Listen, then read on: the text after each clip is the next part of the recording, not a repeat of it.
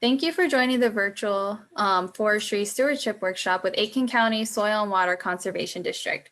My name is Nikki Hinger, and I'm the Forestry Program Coordinator here at the St. Croix River Association. We also have the My St. Croix Woods program, which is a partnership of public and private organizations throughout the watershed. The goal of My St. Croix Woods is to help woodland owners get connected to the right resources and tools to help maintain healthy and productive woods in the St. Croix. If you'd like to learn more about our program, please visit mystcroixwoods.org and subscribe to our newsletters to hear more events like this. All right, so for today, I will be moderating this workshop. Before I introduce our wonderful speakers, I want to go over some housekeeping. So I would like to take a few minutes just to talk about the Zoom software. Please remain on mute while our speakers are presenting, and we are also keeping our videos off to save on bandwidth so you can have a clear video today. There will be time at the very end to unmute and ask questions. You can also type your questions in the chat at the bottom of the screen. Just click on that and it should pop up, and I have a little image of where your chat box should be on the screen. All right, and we will also answer questions after the presentations. There also may be a lag. We are on Facebook Live, and so there will be about a 20-second lag. So if we didn't get to your question immediately, that's the reason why. So we'll wait until after the presentations, but feel free to type them throughout the webinar. The webinar will also be recorded for future viewing. All right, so today we have a variety of speakers to talk to you about forestry.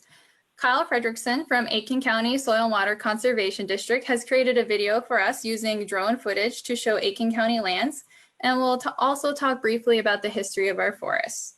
Troy Holcomb from the Minnesota Department of Natural Resources will talk to you a bit about tax incentive programs and resources available to woodland owners, as well as what forestry means to Aitkin County. We also have Bill Penning from the Minnesota Land Tust, who will talk to you about conservation easements, what they are, and how they can help permanently protect your land.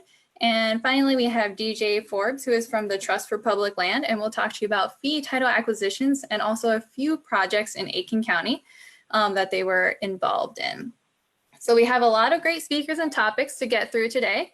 So let's start with Aitkin County Soil and Water Conservation District, and I'll let Kyle introduce himself a little bit more. So Kyle, if you want to share your screen and unmute yourself.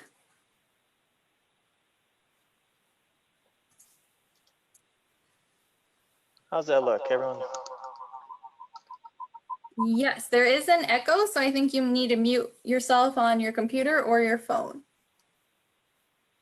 Sure, does that sound better? Oh yeah, that sounds a lot better. All right, yes, my name is Kyle Fredrickson. I work with Aitkin County Soil and Water Conservation District, and I'm here to talk to you about some forestry assistance.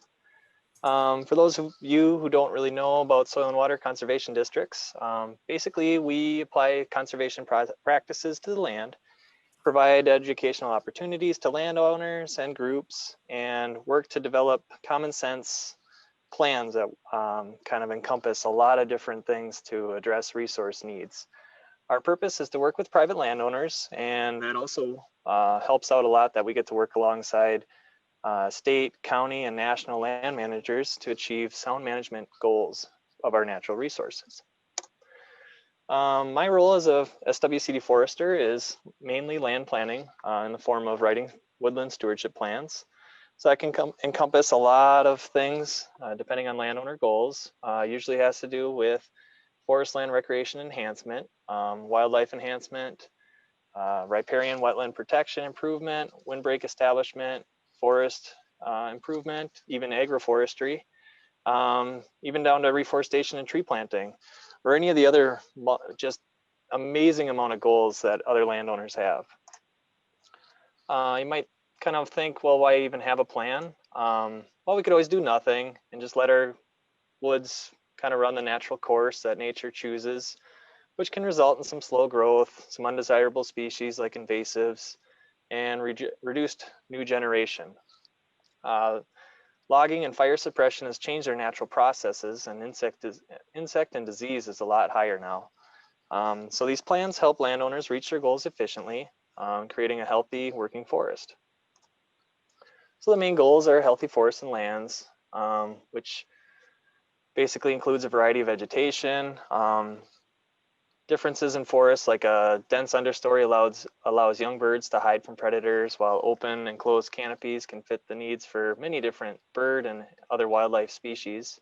Standing deadwood provides cavity for nesting animals and attracts insects that birds feed on. And gaps in the trees mimic natural disturbances, allowing seedlings to sprout. And as I mentioned, those past logging techniques have kind of disrupted a lot of our natural processes. What I'd like to do is show you this forest management video I put together that encompasses aspen management as well as hardwood management, and a lot of those practices can be applied to pine management.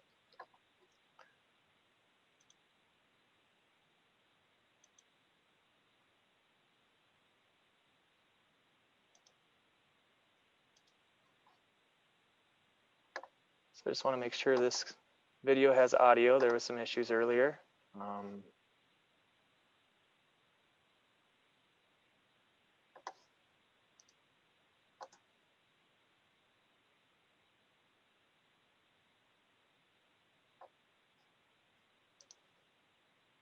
we're not getting our audio. Yeah, Sorry, I don't folks. see the video either. Is it on a different screen? Let's see. I will stop sharing and retry. All right.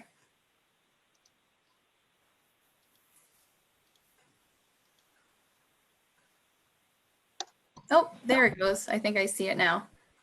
Excellent. People own forests for a variety of reasons, whether it be for recreation, wildlife enjoyment, hunting, timber production, or a multitude of other uses. Most of us want to do what's right for the land and be responsible stewards. As woodland owners, the options for our forests can be intimidating. Most of us assume the best thing to do is nothing and allow nature to take its course. This may be true, but we can also improve our forests by creating better habitat and improve timber quality.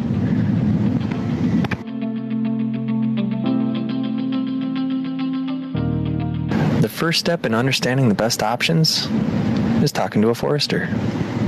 When a forester walks through a landowner's property, they are looking for ways to accomplish the landowner goals.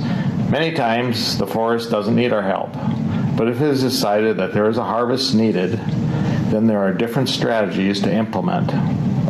Basically, there will be either a regeneration harvest, which can include clear cutting or a group selection cut, or a tree improvement harvest such as thinning, which is used to improve the quality of the stand. Here is a stand of aspen. Aspen is very valuable both economically and for wildlife habitat. It can reach markability at age 40 and starts deteriorating at about age 60. Here we have an overmature stand of aspen that is over 60 years of age. Aspen stands like this have many snag and dent trees, which benefit denning animals like fishers and birds like the pileated woodpecker. With wind events and diseases, openings will develop. Unless this stand is harvested, the aspen in the stand will continue to deteriorate. Aspen is a sun-loving tree, so the best management option is clear cutting.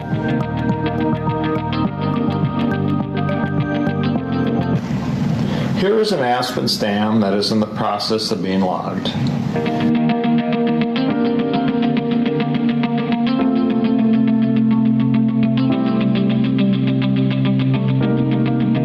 When you have a harvest, make sure that you leave about 5% of the area in reserves or single trees.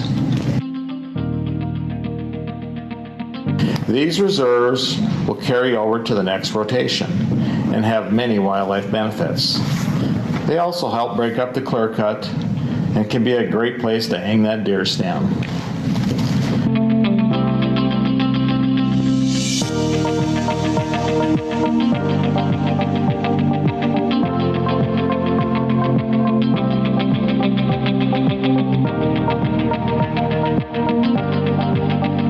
Best Best management practices should also be applied to protect water quality and wildlife habitat.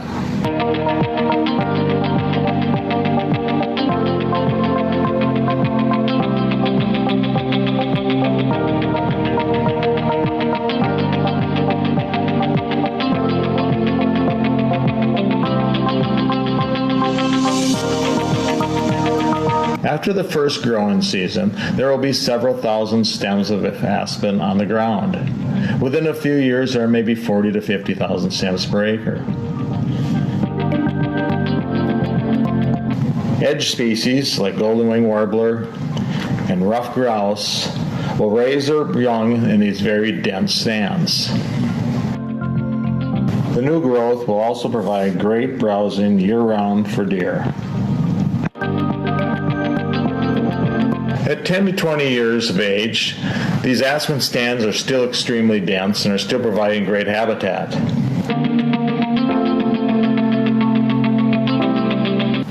Separating your harvest by 10 years or so will give that forest a slightly different look and will provide multiple benefits for wildlife, and also bring a consistent income from your property.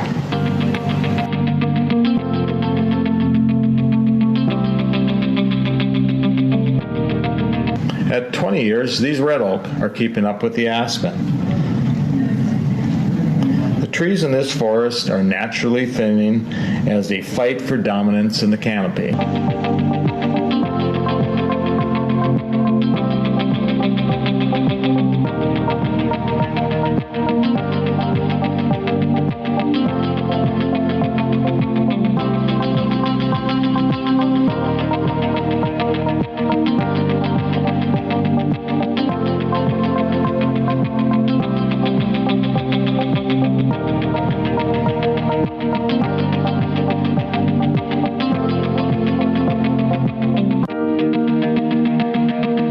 At 30 years of age, the stand is still pretty dense, but natural thinning is very evident as the trees really begin to put on diameter growth.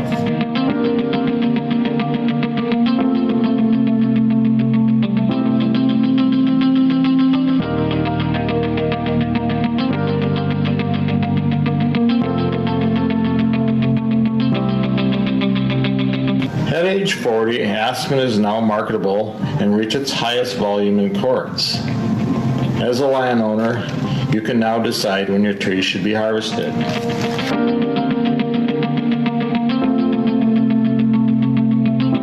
As the forest ages, trees continue to die, forming den and snag trees that will benefit wildlife.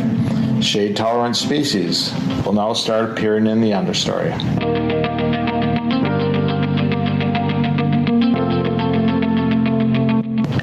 Our oak and hardwood stands are some of our most beautiful and valuable forest types in Minnesota. They are long-lived, reaching 150 years or more. They provide a wide array of wildlife benefits. Our hardwood stands can be regenerated using even age or uneven age systems. Even age management is having most of the trees in the stand the same age. When the stand is 50 to 60 years old, they can now be thinned. Thinning around quality trees increases growth, vigor, and greatly improves the value of the stand. Thinnings are done every 10 to 20 years until the trees reach rotation age. Trees are regenerated using the two-step shelterwood system. Half the trees are harvested in the first cut, and when the regeneration reaches adequate stocking and it's about 4 feet high, the overstory is removed. This is an extremely effective and efficient method of regenerating hardwoods.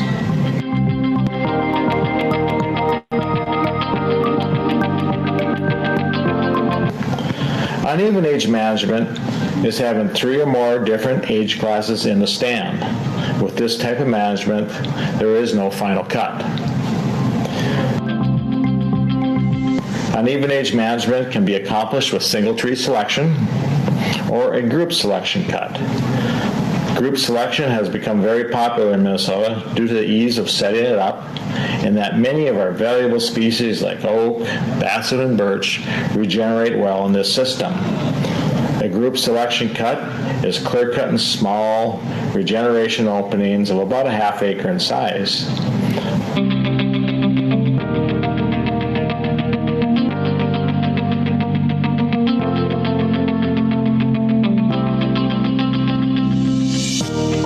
To 30% of the stand is put into openings. Harvest entries are made every 10 to 20 years. Your forest will always have a look of an older forest with this system. This video addressed some management options for healthy forests. Now there's more options available to landowners that help permanently protect those lands and make sure that they are managed the right way for generations to come. The Sustainable Forest Incentive Act offers landowners payments each year for following their management plan. One option is to donate to a governmental unit or conservation organization. Conservation easements are another option. Some landowners pursue selling their property through fee title acquisitions. Permanent land protection allows professional land managers the opportunity to correctly manage lands across the landscape to achieve the greatest benefits to our ecosystem and water quality.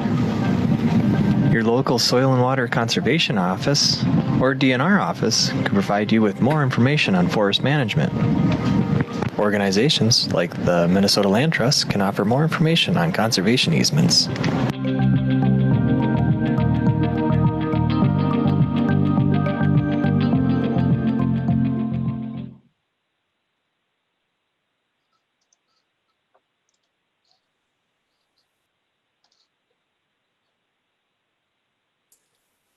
All right. Oh, you're echoing again a little bit. Oh, turned off the audio there. So I was actually reading through the chat, and it looks like we have an amazing amount of forestry professionals here. So that's great. And I'd like to reach out to them later on if we can, and kind of link up and see if we can help each other out with some of these management goals. Feel kind of bad I didn't mention you, private industry, in the video, but we can certainly direct timber harvests and certain things that are more in your guys' wheelhouse down the road. Oh, I'm sorry, this didn't, this started.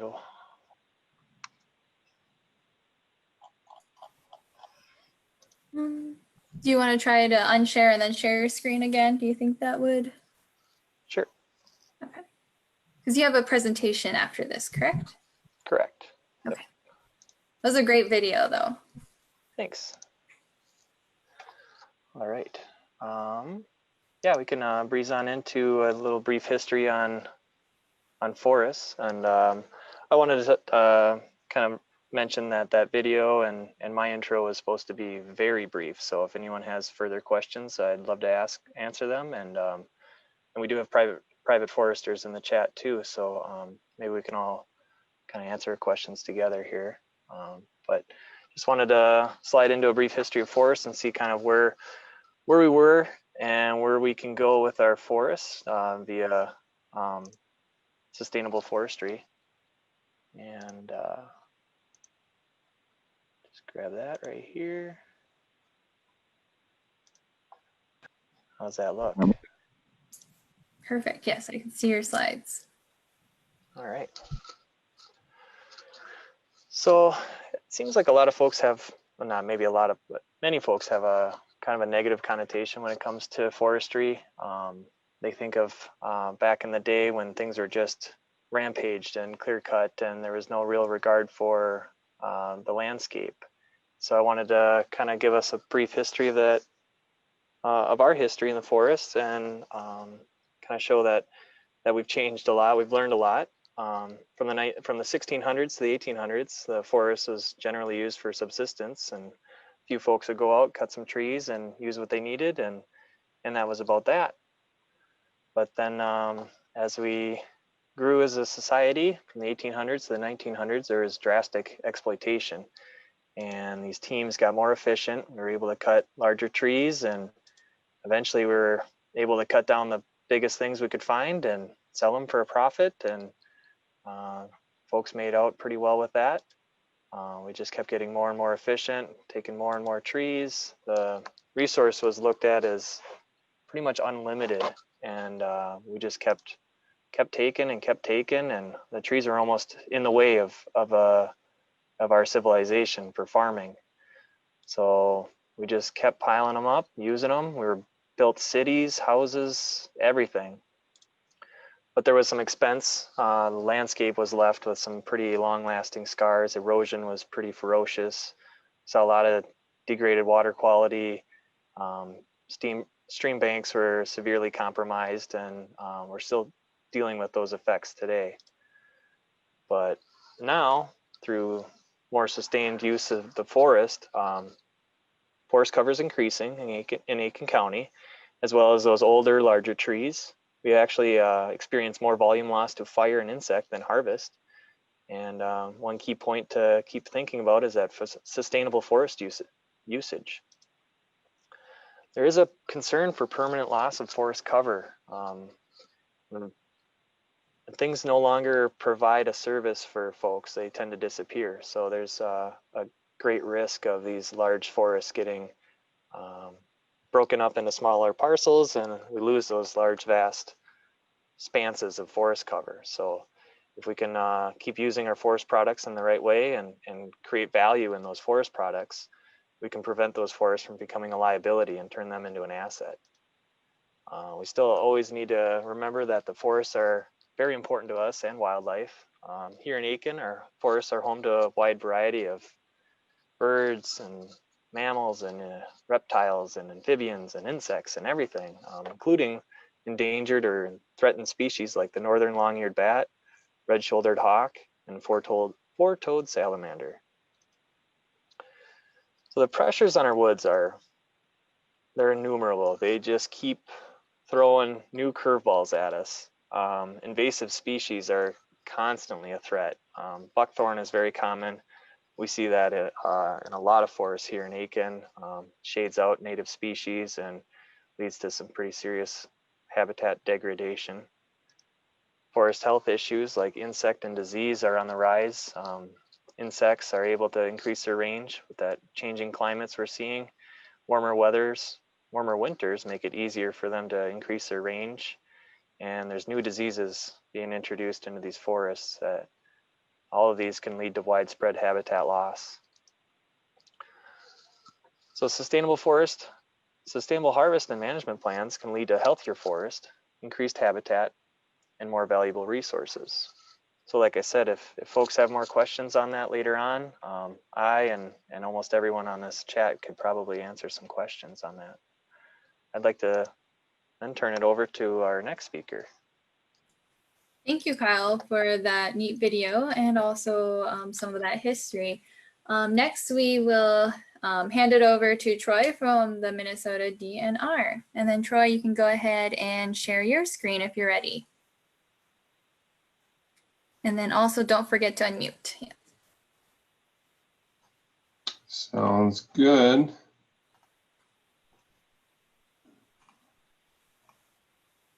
You can't see anything yet, can you? I can see your GIS. Okay, perfect. All right. There we go. And okay. As Nikki said, sorry, do you want to switch it over to what? Yeah, that way. all right. I don't want you to see my notes or anything. So yeah, I'm a DNR forester who works here in Aitkin. My job is to help landowners manage their woods well and achieve their goals for their property at the same time. I'd like to try to do that by helping people understand their woods and then helping them find the resources and the tools they need to go the direction they want. So tonight I want to talk to you real briefly about each of these topics. So some property-wide management planning options, tax and incentive programs, projects that you can do yourself, and cost share that can help you get it done. Some specifics on timber sales. I want to share some sources of information with you, give you a few ideas how you can get involved and take action, and then as Nikki mentioned, I think we'll have a break for questions after I'm done. So Kyle mentioned a woodland or a forest stewardship plan. And you might be asking yourself, why would I get one of these? A common answer might be that you want to improve your woods, but you don't know where to begin. Maybe you need more ideas on how you can improve your woods. Maybe you feel comfortable with what you understand about your woods. You just want a few more ideas on things you can do. Maybe the cost of owning your woodland is high and you want to qualify for a tax incentive program to make it more affordable to own. So this is what the front cover of a woodland stewardship plan looks like. Some more details on that. You would need 20 acres of non-agriculture and non-developed land to qualify to get a woodland stewardship plan written. The plans have a 10-year lifespan. They don't last forever because forests are changing all the time. So they last 10 years and then you can get them renewed. Plans need to be written by a DNR approved plan writer, and I'll share with you how to find one of those in a little bit. Basically, a professional forester is going to come to your property, walk your woods with you, and then develop management recommendations for each unique area of your property based on your goals and objectives. The plan will qualify you for tax incentive programs. In our neck of the woods, private forestry consultants do write most of the plans, and they do a really good job. Plans need to be written by an approved plan writer, and as I mentioned, and these plan writers have met an initial certification. They have a natural resource degree, and then they'll maintain yearly and continuing education requirements. Just as a basis, so if the DNR were to write a forest stewardship plan for you, we charge $300 and then $7 for every acre. Currently, we have a $300 cost share incentive payment available. No matter who writes your plan, as long as they're an approved plan writer, you can sign up and get $300 back after your plan is written. Here's an example of a map that might come with a woodland stewardship plan. You can see that the land is broken down by similar cover types. Management recommendations are then kind of developed for each of those cover types based on what the resources are like. How many trees are there? What size are they? How old are they? What's the soil like? Are there any water features in any of the areas? Things like that. So that's an example of what a map would look like. What a lot of people do after they get their woodland stewardship plan is they turn around and enroll in a tax incentive program. In our area here of Aitkin County, Sustainable Forest Incentives Act is the more popular program. It's administered by the Department of Revenue, and it provides incentive payments to encourage sustainable use of private forest lands. And honestly, private forest lands make up about 45% of the land in Aitkin County, and it has the potential to provide benefits to all citizens in terms of water quality, forest products, wildlife habitat. So the legislature created this program to help promote sustainable management of private lands. The stewardship plan is the first requirement to enroll in SFIA. The second requirement is that you record a covenant on your property, and there's a timeline there. There's 3 choices: an 8-year covenant, a 20-year covenant, or a 50-year covenant. These are not easements, and it's just you recording at the courthouse that you're not going to use the acres you enroll for agricultural or developed purposes. So homes, cabins, things of that nature. You don't automatically come out of SFIA after 8 years. You have to apply to be removed from the covenant, and it takes half the length of the covenant to get out of it.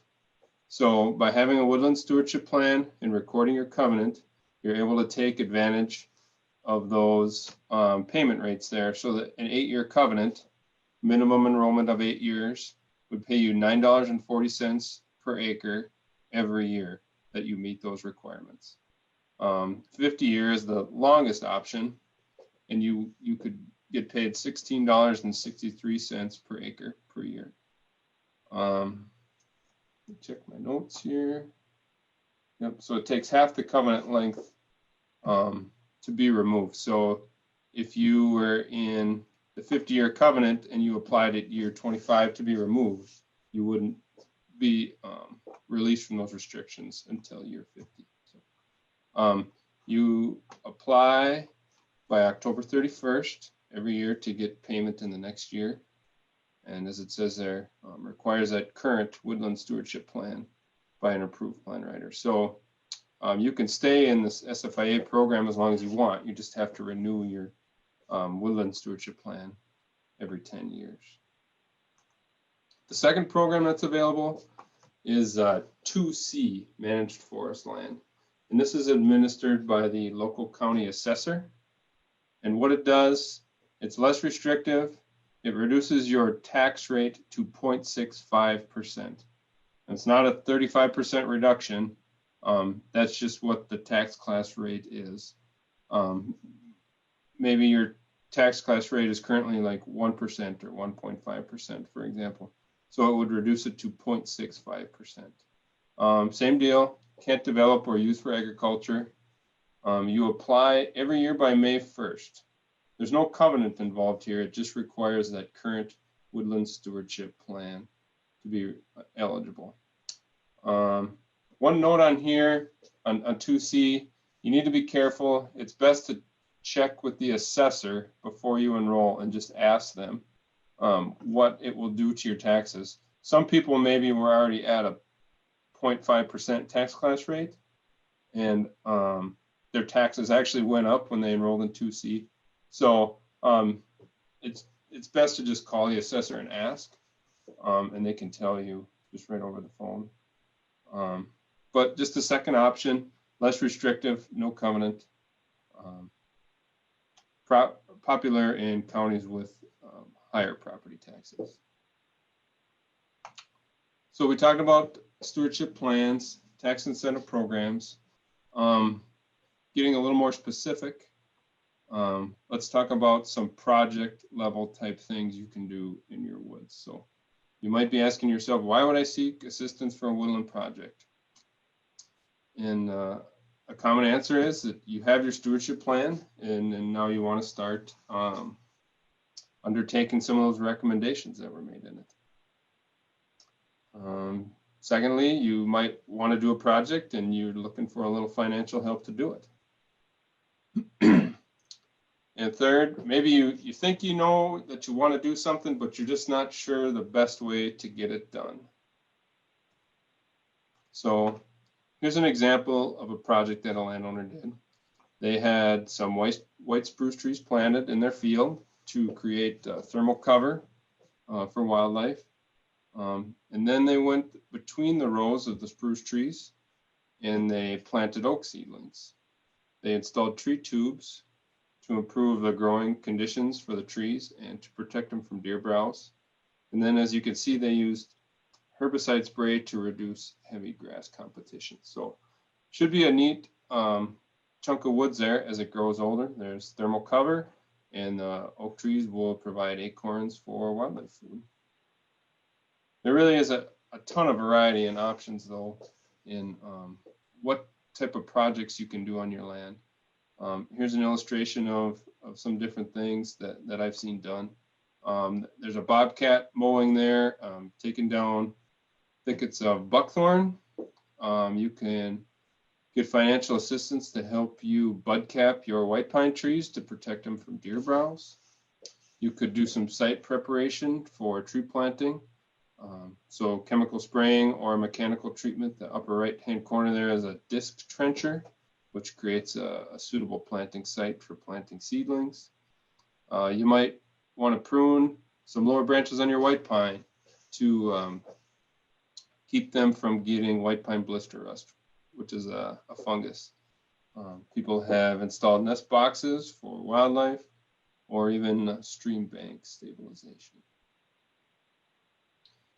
So along with project planning, we at DNR Forestry have a cost share program that can help you complete all those projects. A woodland stewardship plan isn't required. A professional forester will meet with you and help you plan out the project. No minimum acreage requirement, and landowner is reimbursed roughly 50% of the cost to install the project after the work is complete. So it really is an incredible array of projects. The most popular option so far has been the $300 cost share payment to get the stewardship plan. So this is how it would work. You could contact your local DNR forester, talk about what type of project you're thinking of doing.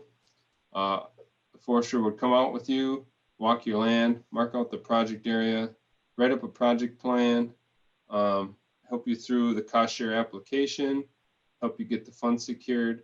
Either the landowner typically does the work themselves, or we can help you find a contractor that will do the work for you or help you out. After it's complete, the forester will walk the project and make sure it was done according to spec, and then the payment is sent to you. Here's an example of what a project plan looks like. So it'll have a map, it'll have the purpose, description, specifications on what needs to be done and how. Easiest way to get started, honestly, is just go to Google and type in Minnesota DNR financial assistance. Money's available right now. It typically, it's a pretty short turnaround, a week to 2 weeks. And you hear back that, yep, your cost share is approved, go ahead and do your project. And it's a pretty easy to use, seamless system. So maybe you look through your stewardship plan and you've picked out some projects and you completed those. There might be some recommendations on doing some timber harvesting.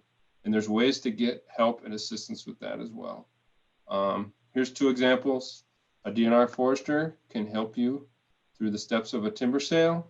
We can appraise the timber, paint the boundaries, help you send out a bid announcement to prospective loggers to make sure you're getting the best price. For those services, the DNR collects a service fee of 13% of the value of the sale. We don't act as your agent. We can't really administer the sale once the harvesting begins. A second option would be a private forestry consultant. There's quite a few that work around Minnesota. They can do all the things listed above. Their prices are negotiable, and they can act as your agent, administer that timber sale, recommend certain loggers, and they do a really good job of looking out for your best interests. So harvesting timber can be a great tool for keeping your trees healthy and creating or enhancing habitat. It's important to do it right, and having a forester on your team can really make sure you end up with a good result. I want to share some sources of information that you can go to on your own time and learn from. My Minnesota Woods is a great website. There's a group of foresters at University of Minnesota Extension, and they have a great email newsletter. You can write in questions and they'll answer them for you. If you have questions about your woods, it's a great place to go. Other sources of information. This is a really neat one. If you're thinking of maybe doing some timber harvesting and you want to just dip your toes in, you can call this call before you cut hotline and just give them your mailing address, and you'll receive a sample timber sale contract, a list of foresters that could help you, a list of qualified loggers. It's a nice thick packet of information that you can read through and get a better idea how to get started. Next, I want to challenge you to take action. So if you don't already have a woodland stewardship plan, it's really the best place to start. You can contact an approved forest stewardship plan writer from that My Minnesota Woods website. They have a map and a list right on their website that shows all of the approved plan writers. Or you can simply Google Minnesota Stewardship Plan Writer. If you already have a stewardship plan, and I'm guessing some of you do, then I want to challenge you to crack it open and find 1 or 2 recommendations in your plan that kind of pick your interests and make plans to complete them. There's ways to get involved. You can join the Minnesota Forestry Association. They work on behalf of family forest owners. They fund field days, and they have a nice newsletter. And there's also the Minnesota Women's Woodland Network. And that's just a great opportunity for women to learn more and get involved in woodland management. So a couple of good opportunities to learn from other landowners. University of Minnesota Extension has a Master Woodland Owner Program. I'm sure you've heard of Master Gardeners, maybe Master Naturalists. This is a very similar program. It's they have a cohort every year, maybe 2 a year, and you walk through a series of lessons, and then you can apply those lessons in your own woods. Another neat thing would be to become a tree farm or enroll your property in the tree farm system. And it's tree farm is pretty neat. I'm sure you've seen those green and white signs around.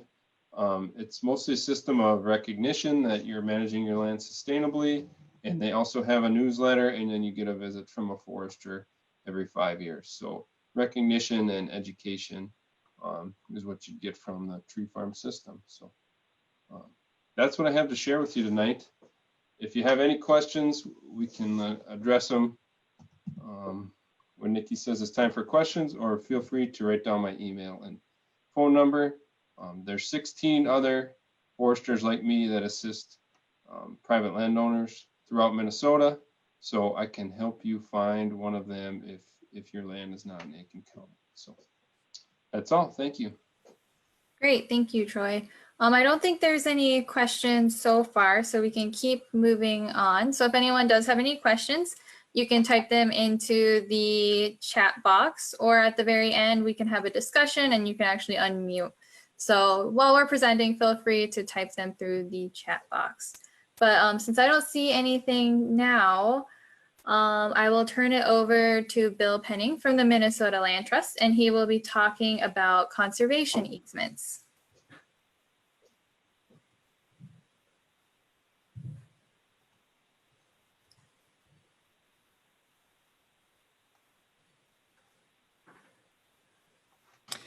Good evening, everyone. My name is Bill Penning. I'm a wildlife biologist, and I work for the Minnesota Land Trust out of our Duluth office, and I work on the St. Croix program, which is part of what the Land Trust does. And what I want to talk to you tonight about are conservation easements.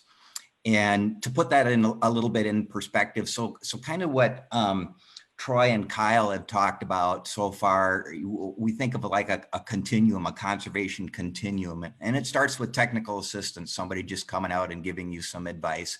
And then the next step is maybe a forest stewardship plan, and then enrollment into a tax incentive program like SFIA or 2C. And maybe someday you decide that you want to protect your land permanently, and a conservation easement is a tool with which you can do that. And then finally would be selling your land in fee title to see it protected. And DJ is going to talk about that after me.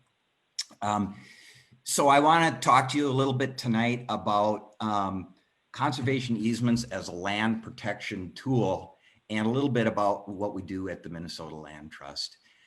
So at MLT, we protect and restore Minnesota's most vital natural lands in order to provide wildlife habitat, clean water, outdoor experiences, and scenic beauty for generations to come. The Land Trust is a private nonprofit organization. We specialize in conservation easements, and we work statewide. And here's a map of the projects that we've done, and this is through the end of last year. So we have, almost 600 conservation easements around the state. We do have some in the St. Croix area. We're stepping up our efforts there. You can see a ton of them in Washington County, which is actually where the Minnesota Land Trust started in the 1980s. Much of our history has focused on helping landowners protect the natural values on their property in perpetuity. We also have a restoration program, and I'm not going to talk about that tonight. I'm going to keep my remarks rather brief. So conservation easements permanently protect land and water resources by placing certain restrictions on the land. They're a real estate tool that can be thought of an ounce of protection rather than having to come back later with a pound of cure. So what's a conservation easement? It's a voluntary legal agreement that permanently limits certain uses of land in order to protect its conservation values. It is in perpetuity, which means it would bind you and all for future owners. And that's something that's very attractive to a lot of folks that believe that they have a really nice piece of land that's worth protecting. You would continue to own and enjoy the land and pay property taxes. And again, it's binding on all future owners. If you think of your property rights, it's you own a bunch of different things. It's like a bundle of sticks, and it's possible to pull some of those sticks out and convey them to somebody else. And that's sort of what we're talking about with the conservation easement. For example, mineral rights are a good example. You may or may not actually own the mineral rights on your land. A lot of people don't know that, particularly in northern Minnesota, mineral rights have oftentimes been severed, back in the 1800s or early 1900s.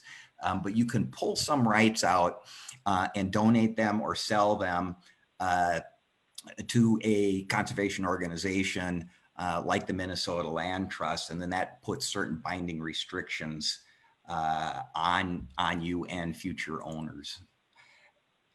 So the major issues that we addressed in conservation easements are residential use and development. We're typically limiting that or extinguishing it entirely.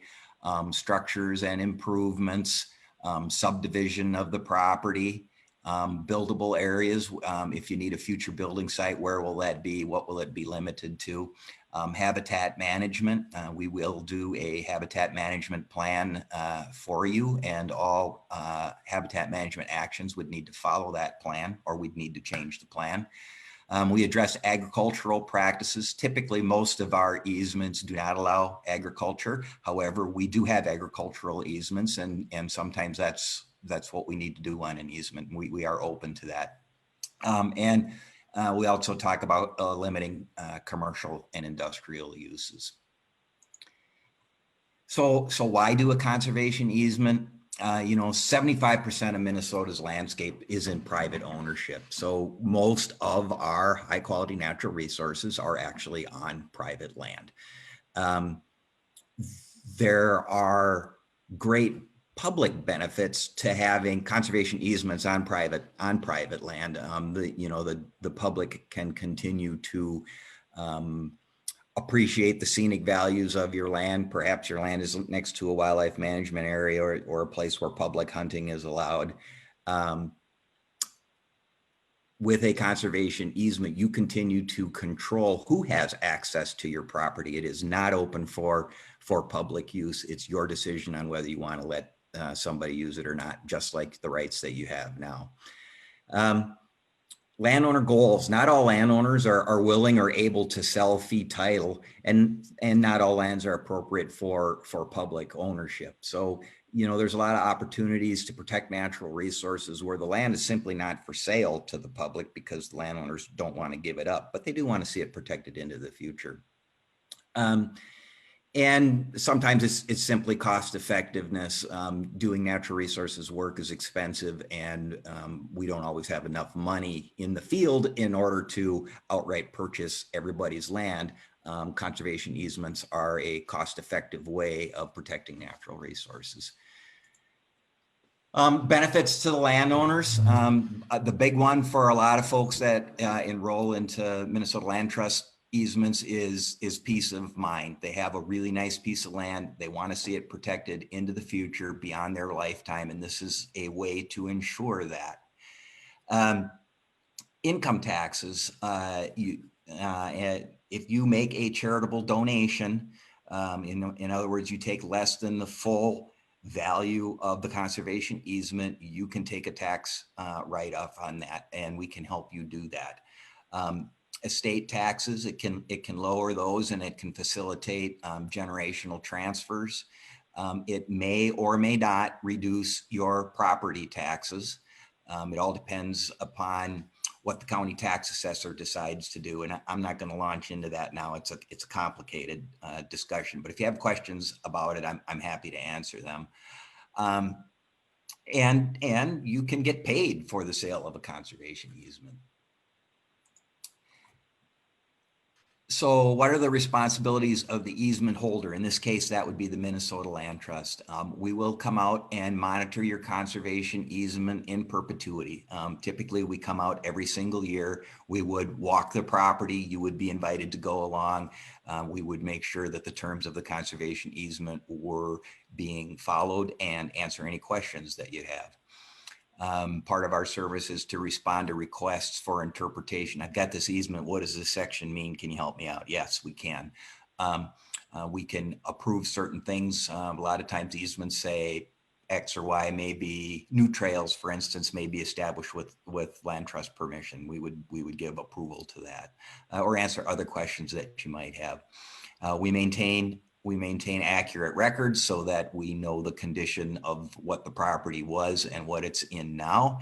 And we enforce the easement in the event of a violation. And that actually gives a lot of current landowners peace of mind, knowing that future owners will not be out there negatively impacting the property. So what are your responsibilities if you enter into a conservation easement? You would continue to own and manage the land consistent with the restrictions. And we will discuss all of these restrictions one at a time as we go through and do the conservation easement with you. There are no surprises. You still get to pay property taxes. You would need to allow the easement holder, in this case the land trust, to monitor the property annually, and that would be a legal right that we would have through the conservation easement. And then you need to notify us before transferring the land. So if you're going to sell it or pass it down to the next generation, we need to know about it, because we want to talk to the new landowners, make sure that they understand that a conservation easement is on the property, and work with them to be good stewards of the land into the future. So, that's a very quick overview of conservation easements. If you would like to learn more about them and about the Minnesota Land Trust, you can go to our website, which is at the bottom there, mnland.org. And we've got lots of information on there about the programs that we have, including the St. Croix program, and what a conservation easement is. There's more detail on it. I'm also happy to answer any questions that you have. My email address is here and my phone number. Send me an email or give me a call, and I'd be happy to talk to you. With that, I'll hand it over. Great, thank you, Bill. And yes, we are partnering with the Minnesota Land Trust for the St. Croix Watershed Protection Program. And so applications are still open, so feel free to go. More information is on their website, or also the My St. Croix Woods website. So I will, our final presenter today is DJ, who is from another land trust, so the Trust for Public Land, and we'll be talking about fee title acquisitions. Hi, everyone. Can you hear me? Yes, I can hear you. Thank you. So thanks, Nikki. Thanks, Bill. Thanks, everyone. My name is DJ Forbes, and I'm with the Trust for Public Land. And the Trust for Public Land, we are a national nonprofit land conservation organization. And our mission, as stated here, is to create parks and protect land for people, ensuring healthy, livable communities for generations to come. And in Minnesota, our local office, we've been around since 1986, and we have completed over 150 land protection projects and protected nearly 100,000 acres of land and have created 15 parks and community gardens. So today I'm going to talk to you about our lands initiative. The Trust for Public Land also is, we also do a lot of work in kind of the park development sphere, conservation finance, and a lot of research and innovation around parks, open space, and natural areas. And today I want to talk to you about our one of our land protection programs. So this here on this slide is a map of our Minnesota Rivers program. And so our mission for this program is we work to protect and reclaim lands within the Mississippi, St. Croix, and Minnesota River watersheds and their tributaries to provide important recreational resources, safeguard drinking water, and support critical habitat. So continuing on the spectrum or kind of continuum that Bill mentioned, what we do is fee title acquisition. So thinking about the bundle of sticks metaphor, you know, you would be selling all of your bundle of sticks to the Trust for Public Land, and we buy the land. So kind of your traditional kind of private to private transaction. But unlike some land trusts, the Trust for Public Land, we do not hold land in perpetuity. So I always say our success is dependent upon our public partners being interested in owning and managing the land. And so in the state of Minnesota, one of our great partners is the Minnesota DNR. We also work a lot with county governments. And in some instances, we work with local units of government as well. And primarily in Minnesota, in northern Minnesota, we work with the federal government. So kind of our Minnesota Rivers programs that I kind of want to just briefly mention on this map. There's an overlap in Aitkin County of the Mississippi Headwaters program area and then the St. Croix. And so just wanted to point that out, that we're active in both those areas, including the other colored areas on the map. So why is Trust for Public Land needed if, you know, we convey the land to a public steward? And it's a great question. And, you know, we can be very flexible with meeting landowners' needs. You know, we can sometimes step up in a very quick manner if for whatever reason the sale needs to happen quickly. You know, we also have a great team of real estate professionals that, you know, have been doing this for a while, and they understand the nuance of different income and estate tax situations that may exist with someone's particular experience or particular context. You know, if negotiations have collapsed with another entity, sometimes we can step in and you know, lend our expertise in that way. A big reason is, you know, fundraising. We can provide money, whether that's through public sources or privately fundraised. And so we can really play a role there as well. And kind of what these other, you know, 3 bullets say is, you know, we have a lot of experience in staff capacity, and we can we can be nimble when needed. So how does Trust for Public Land work, and kind of at what point would, you know, an interested landowner reach out, and how does the process work? And so we are actively looking at land to acquire and get into public use, so public can get outside and enjoy these lands and they stay protected from development. And so we are engaged in a lot of different mapping techniques and working with our DNR partners to target priority lands. But also, if a landowner is interested and, you know, for whatever reason can no longer own their land, whether that's financial distress, the land was, you know, left to them through an estate, and, you know, they're not living in the area and don't want to own it, or they're just moving on and want to ensure that their land stays open, and they want others to enjoy it as well. You know, we're always willing to have a conversation and explore whether this could be a big fit. a good fit. So kind of a quick overview of our process. Once we've understood that a piece of land would be a priority, we enter into an option agreement, a contract with the landowner.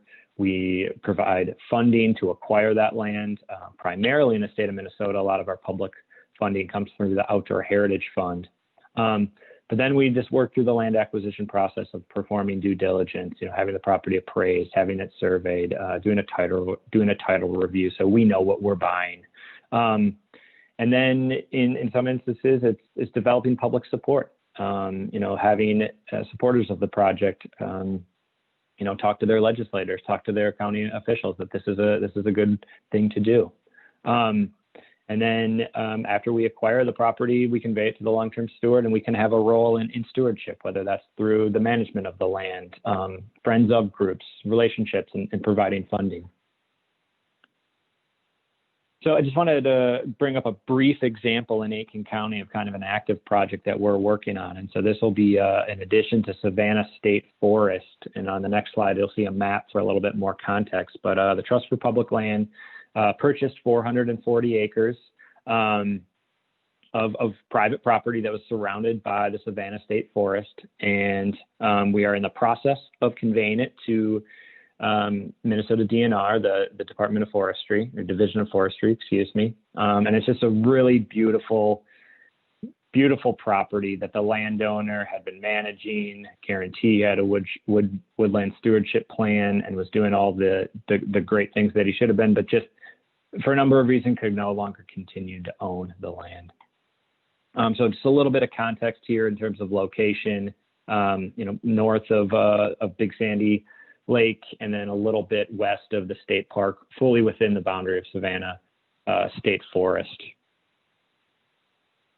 And this map on this slide shows a little bit better of, you can see that the property is fully surrounded in red. That's the subject property here where my mouse is kind of on. And so it really blocks up this, this unit, this complex of already public land, and really provides efficiencies in terms of forest management for the Minnesota DNR.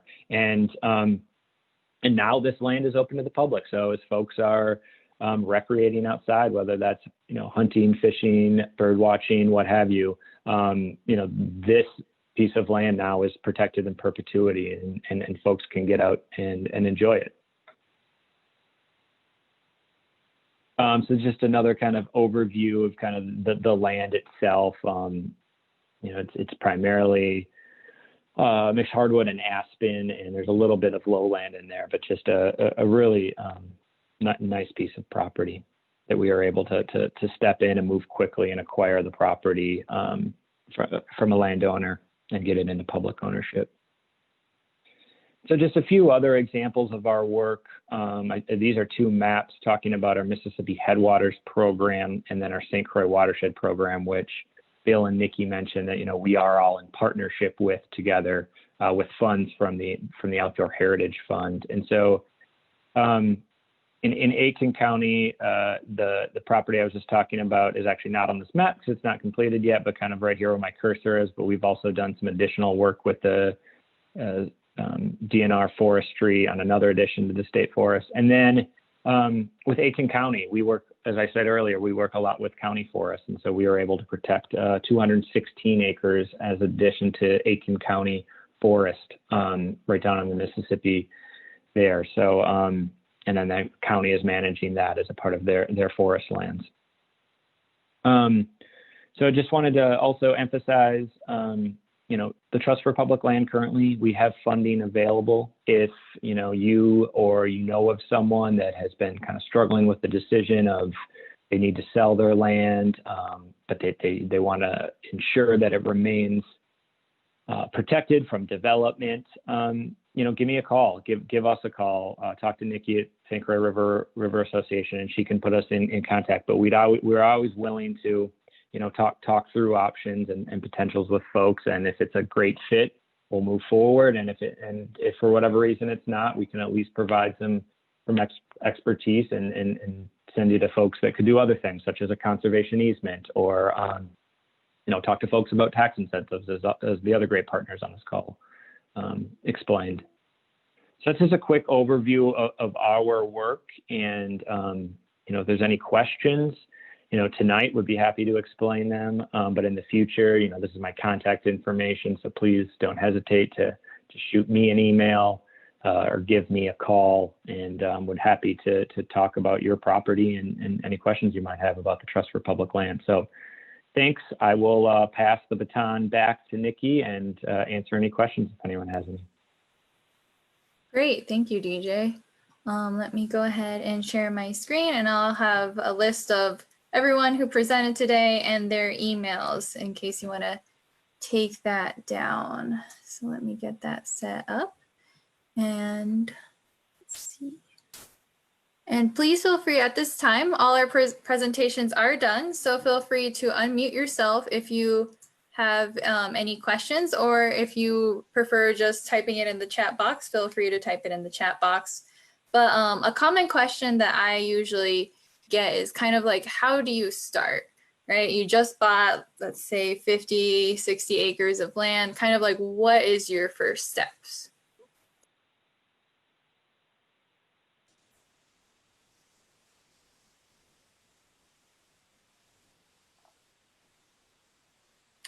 Nikki, this is Troy. I think I can help you answer that question.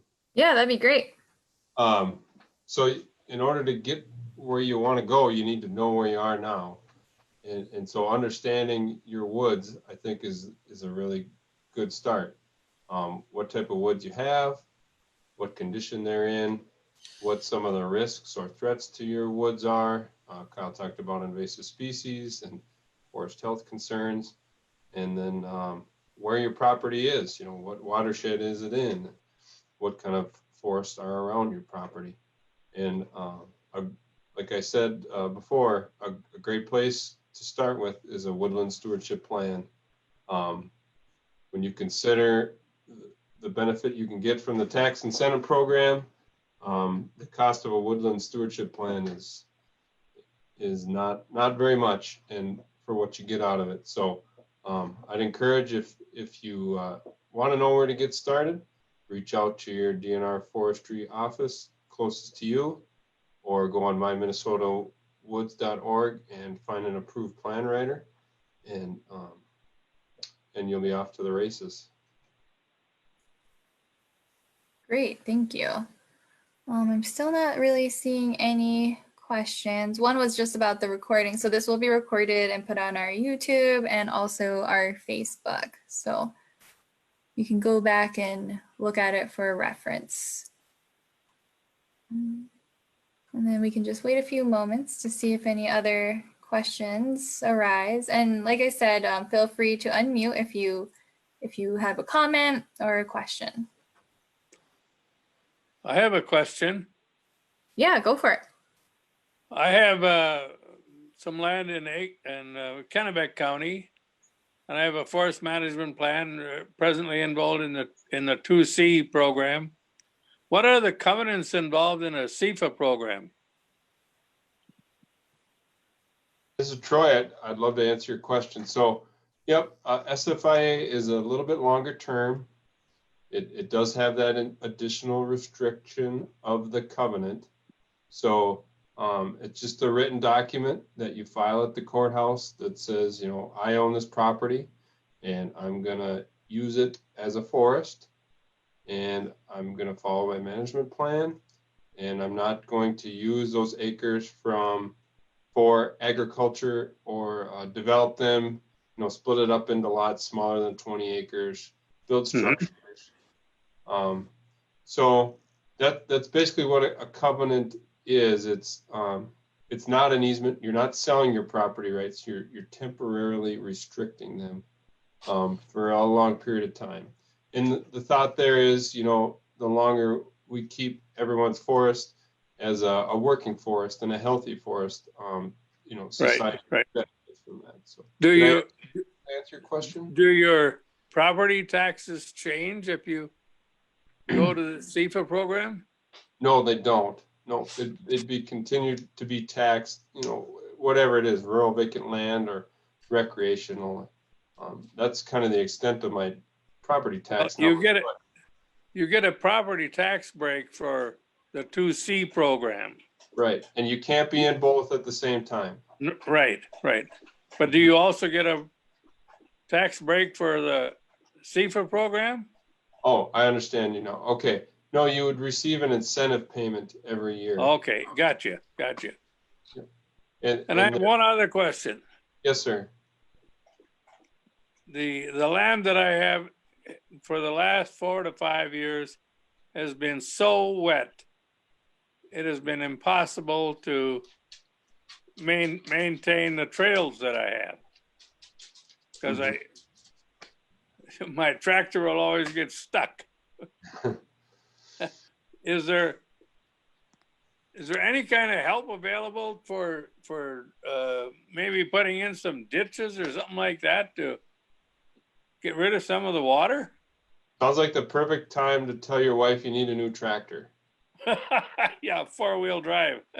Yeah, you know, it's really tough without knowing where your property is and know what's going on. We have had a couple of super wet years, but I wonder if maybe Kyle would want to participate in that answer.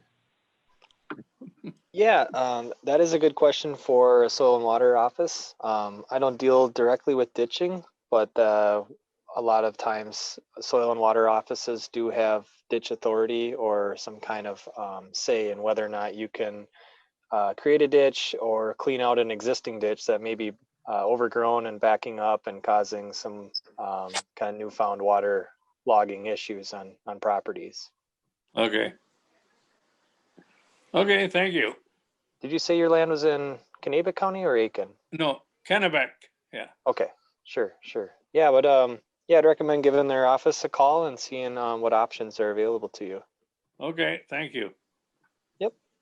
Great, thank you. I have a question. Is there any cost share money to have your land surveyed? Okay, so yeah, I think I understand this question. And I'll just answer it from the perspective of DNR's forestry cost share program. We do not have a practice in our list of practices that would help you survey your land. So in short, no, we don't have cost share to help a landowner survey their land. I'm not aware from a different agency or different group, I'm not aware of any cost share available to do surveying. But anyone that might know different, feel free to speak up. Well, I can add to that a little bit. I don't think that anybody has any cost share money just to have a survey done. However, with the Minnesota Land Trust, if you actually go through the conservation easement process, one of the things that we do is do a legal survey of the conservation easement area, which is typically the whole property. And that would be something that we would pay for. Okay, great. I have another question. So this person owns 40 acres and a friend owns 120 acres and they're adjacent together. Is there an advantage of them working together for a plan? Would they also get better lumber prices if they work together? So, I mean, you could have the same plan writer certainly write a plan for both of you. I think it would still be a good idea to have a plan written for each landowner, but certainly looking on a bigger perspective is certainly helpful when you start thinking about getting management done, you know, in terms of projects, timber sales. The larger they are, the more successful they tend to be. And then I see Sean was talking about the price of lumber. I'd say they haven't really changed too much. I think things are doing okay. OSB and studs, and the prices for those have gone through the roof lately. Aspen pulp is kind of just holding steady to where it's been from what I understand. The thing about that is, you know, the price really only has so much to do with it. At some point, it's just the right time to manage your forest for habitat, for forest health. You can wait too long waiting for a better price and kind of miss an opportunity there. As Kyle's video talked about, you know, forests get so old, they might start losing volume through disease or mortality, windstorms, etc. So it's better to manage your land just on doing it for the right reasons. The prices for stumpage or timber don't fluctuate that much, at least from what I've seen, to make it worth really holding for a long time. I think it's just better to take advantage of an opportunity at the right time. But that's kind of the way I look at it. Anyone else feel free to jump in. But I think the prices are kind of stable. I don't see them going up. They're not at rock bottom, certainly. So. And this is Kyle from Aitkin Soil and Water. I agree with Troy. Yeah, waiting too long, you could lose a lot of value in that forest. And I wanted to kind of make a plug for a database that's currently being created in Aitkin County. That's the goal is to show where current harvests are being taking place on county lands, with the hopes that private landowners can kind of piggyback on those harvests. So a lot of the expenses in a harvest is moving the millions of dollars worth of equipment out to the site. And if, say, someone with a 40-acre chunk that maybe, they only had 20 acres of wood to cut, that normal commercial logger wouldn't really want to get involved in, there's a higher chance of their wood getting cut if they were able to kind of piggyback on an existing cut that's nearby. If anyone has any more questions on that, they can feel free to contact me. It's kind of in the works right now, but the goal is to kind of perfect it as time goes on. Great, and I know we have a lot of private foresters online too, so if they want to contribute or comment on that as well, you can feel free to unmute and do that.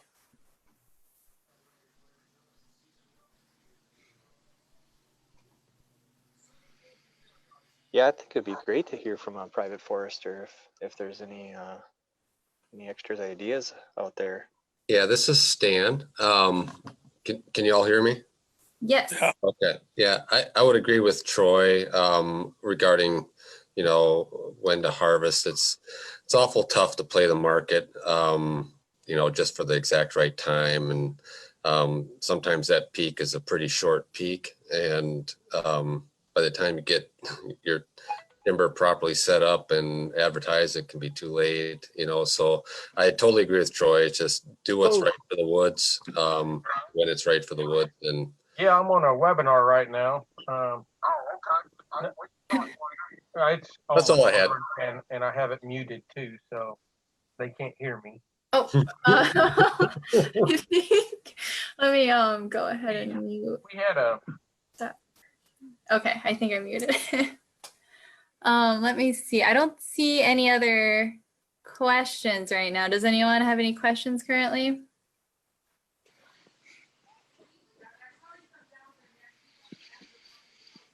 Okay, well, if there is no questions right now, we are ending a little bit early, but that is fine. And I just want to thank everyone for speaking with us, and also for those of you listening. I'll be sending out the webinar recording soon. And then, yes, someone says thank you, everyone. So yes, thank you and have a good night. And this concludes the webinar for today. Thank you all. Thank you very much. Thank you. Thank you, everyone, for joining. Bye, everyone.